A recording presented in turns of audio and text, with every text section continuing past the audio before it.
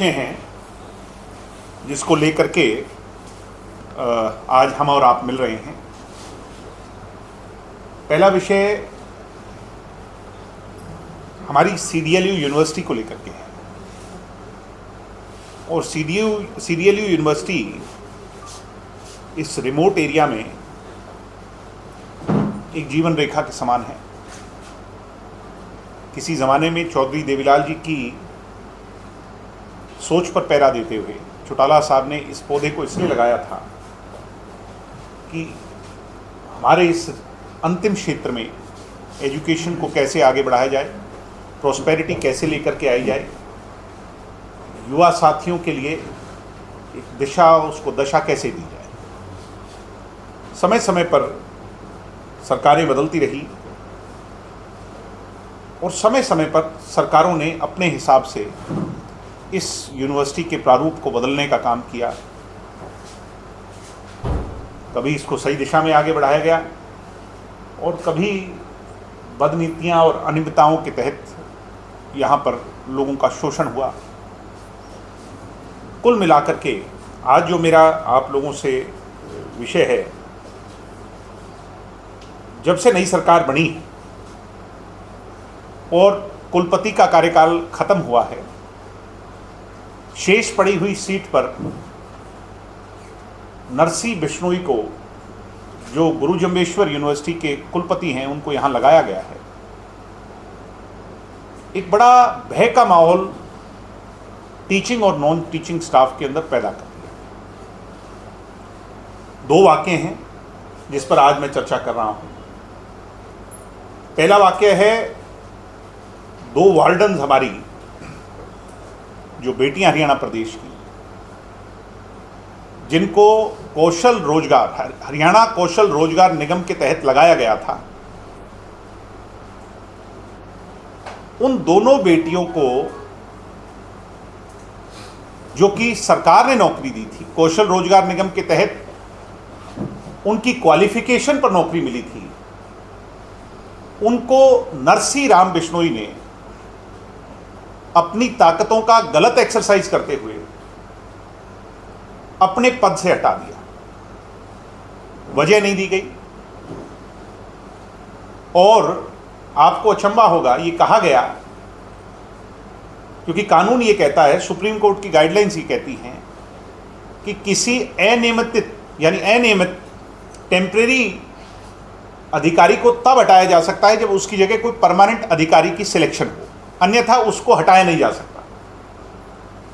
Hostel warden के तौर पर इन दोनों बेटियों को इसलिए हटा दिया गया क्योंकि नरसी राम बिश्नोई ने अपने परिवार की, अपने सगे संबंधियों को यूनिवर्सिटी के अंदर उन पदों पर बिठाना था। और अचंभा होगा कि कानून को अपने हाथ में लेकर के वाइस चांसलर ने दो नई नियुक्तियां की, टेम्परेरी। जैसा मैं कह रहा हूं कि सुप्रीम कोर्ट की गाइडलाइंस के विरोध में है और गैर कानूनी। जब ये खेल सामने आया तो धीरे धीरे बातें निकलने लगी और आपको अचंभा होगा कि इस व्यक्ति के, इस वाइस चांसलर के इस इलाके में बहुत रिश्तेदार हैं हमारे। ये इसकी रिश्तेदारी यहां पर पड़ती है इलाके में। इसने सिक्योरिटी के अंदर तमाम लोग जो लगे हुए थे उनको धीरे धीरे कॉन्ट्रैक्ट वालों को कह करके हटवा कर तमाम अपने रिश्तेदारियों की भर्तियां शुरू करवा दी। उन दो बहनों को वार्डन की पोस्ट से हटा करके क्लेरिकल पोस्ट पर लगा दिया गया। HKRN ये डिफाइन करता है कि वो वार्डन, हॉस्टल वार्डन की पोस्ट पर काम करेगा। आज मेरा बड़ा सवाल है कि क्या एक व्यक्ति संवैधानिक पद पर बैठ करके अपनी ताकतों का दुरुपयोग इस कदर कर सकता है? नरसी राम बिश्नोई को, जो कि सिर्फ कुछ समय के लिए काल मिला है, क्योंकि अभी परमानेंट यहां पर VC नहीं लगा, इतनी हड़बड़ाहट क्या हुई कि इतने बड़े फैसले लेने पड़े? आज मेरा बड़ा क्वेश्चन है। तो पहला विषय ये है,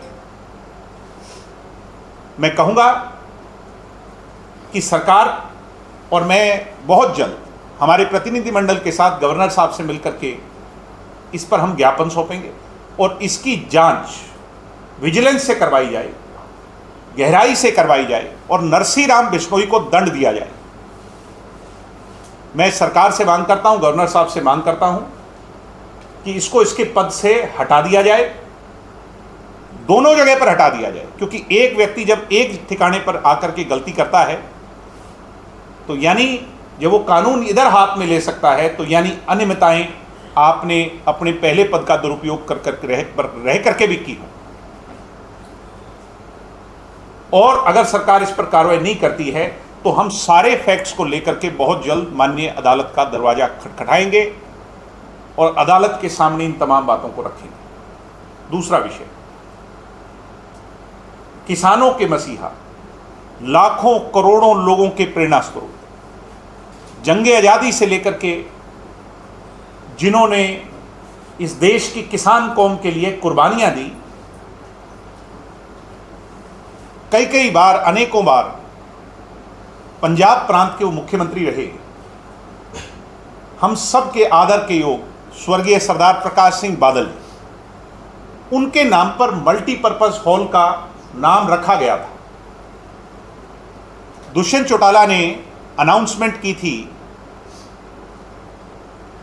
आपको अचंभा होगा कि नरसी राम बिश्नोई के मन में इतना द्वेष है, ना केवल द्वेष है बल्कि इतनी नफरत है हमारे हीरोज के बारे में, हमारे आइडल्स के बारे में, हमारे महापुरुषों के बारे में, कि सरदार प्रकाश सिंह बादल के नाम को उन्होंने नहीं लगने दिया। और आरएसएस की सोच से, क्योंकि वो आते हैं, उन्होंने आरएसएस की सोच पर चलकर, आपको अचंभा होगा, हैरानी होगी कि उस हॉल का नाम वीर सावरकर के नाम से रखने का काम किया। हमें वीर सावरकर से आपत्ति नहीं है, मगर सरदार प्रकाश सिंह बादल का नाम जो तय हो चुका था, जो अनाउंस हो चुका था, जिसकी घोषणा हो चुकी थी, उस नाम को हटा करके अगर दूसरा नाम लिखा गया है तो ये बहुत बड़ी चिंता का विषय है, ये गहरी साजिश है। मैं आज सरकार से मांग करता हूं, गवर्नर साहब से मांग करता हूं कि ऐसे व्यक्ति पर इन दोनों मामलों में सख्त से सख्त, बड़ी से बड़ी कार्रवाई हो। अन्यथा हम सब लोग, प्रदेश का प्रत्येक नौजवान, हमारी पार्टी एक बड़ा आंदोलन इस व्यक्ति के खिलाफ छेड़ेगी। हमें यूनिवर्सिटी की पेरिफेरी में जाने पर मजबूर ना करे सरकार। आज मैं सरकार को चेतावनी दे रहा हूं, सरकार को वो समय याद नहीं भूलना चाहिए जब ये लोग अहंकार में थे और छात्र संघ की लड़ाई के लिए इन लोगों ने दरवाजों को बंद कर दिया था। तब हम वो लोग हैं जिन्होंने उन दरवाजों के ताले तोड़कर इसी सरकार को घुटनों के बल झुकाकर मुख्यमंत्री मनोहर लाल खट्टर को मजबूर कर दिया था छात्र संघ चुनाव की मांगों को मंजूर करवाने के लिए। हम ऑटोनोमस बॉडी, इंडिपेंडेंट बॉडी जो हमारी यूनिवर्सिटीज हैं, जो केंद्र की सरकार से पैसा लेकर संचालित होती हैं, यूजीसी के फंड पर चल रही हैं, उसमें ये गोरख धंधा नहीं चलने देंगे। हमारी बहन बेटियों के साथ हो रहे अन्याय को सहन नहीं करेंगे।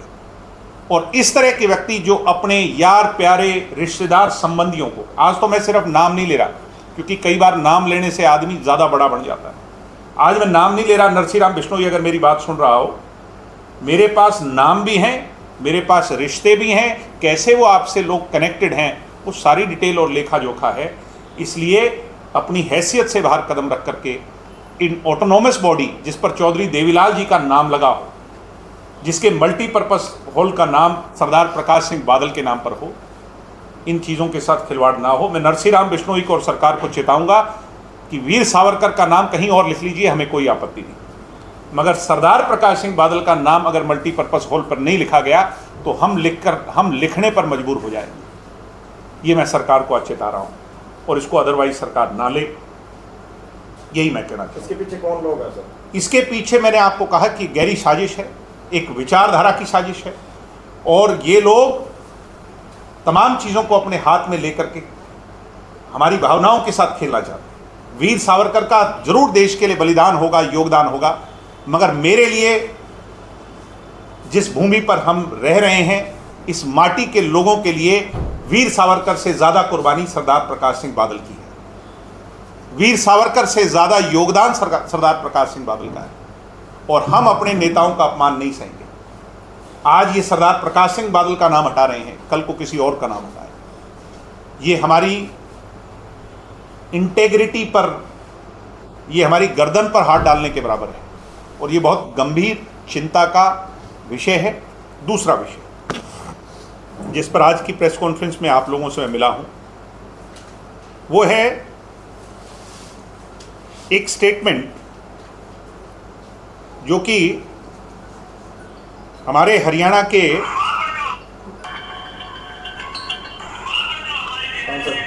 सांसद की आई।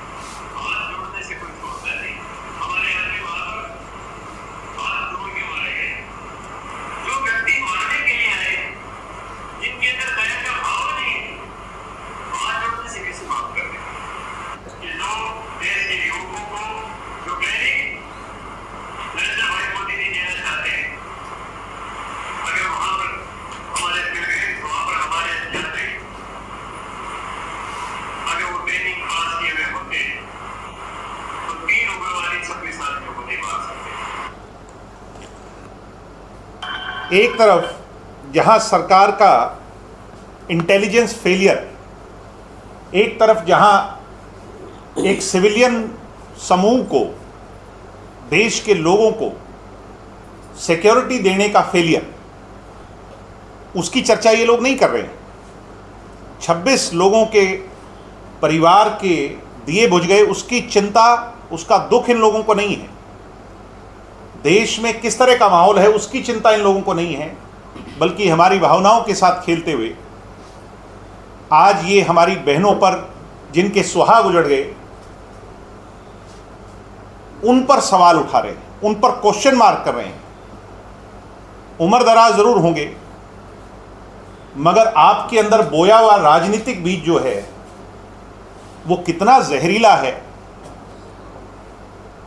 कितना गहरा है, कितना खतरनाक है, ये आपकी ज़बान पर, आपकी भाषा पर दिखाई देता है।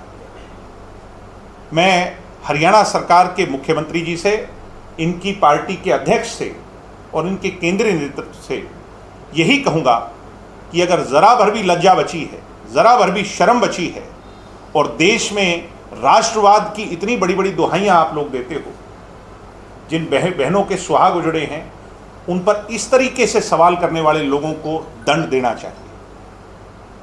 दंड सिर्फ माफ़ी से नहीं, बल्कि राज्यसभा, देश की सबसे बड़ी पंचायत का एक प्रतिनिधि के तौर पर आपने उसको मेंबर बना करके रखा है, ऐसे व्यक्ति को तुरंत बर्खास्त किया जाए, उसे हटाया जाए, रामचंद्र जांगड़ा जी को पार्टी से निकाला जाए और कड़ी से कड़ी, बड़ी से बड़ी सज़ा दी जाए। अन्यथा जैसे पिछले विषय को लेकर के मैंने कहा, हमें मजबूरन पब्लिक इंटरेस्ट में, जनता की भावना के इंटरेस्ट में अदालत में इस मामले को ले जाना पड़ेगा। मैं आज सरकार को इस बात के लिए चेताना चाहता हूं कि आपके सांसद ने जो सवाल उठाया है, अगर आपने उस पर कार्रवाई नहीं की तो फिर हमें मजबूरन एक बड़े आंदोलन को जन्म देना पड़ेगा, सड़क पर उतरना पड़ेगा और इस सांसद को मजबूरन माफ़ी मांगनी पड़ेगी। हमें मजबूर और विवश ना किया जाए। आज प्रदेश के लोग इस स्टेटमेंट से, एक जिम्मेवार आदमी की स्टेटमेंट से, एक राज्यसभा के मेंबर की स्टेटमेंट से दुखी हैं, आहत हैं, पीड़ित हैं। दोनों विषय बहुत गंभीर हैं। हमारी यूनिवर्सिटी के अंदर टेम्परेरी स्तर पर आया एक वाइस चांसलर कानून को हाथ में लेकर किस तरीके के फैसले कर रहा है और दूसरी तरफ राज्यसभा का सांसद किस तरीके के सवाल उठा रहा है, ये दोनों अति गंभीर विषय हैं।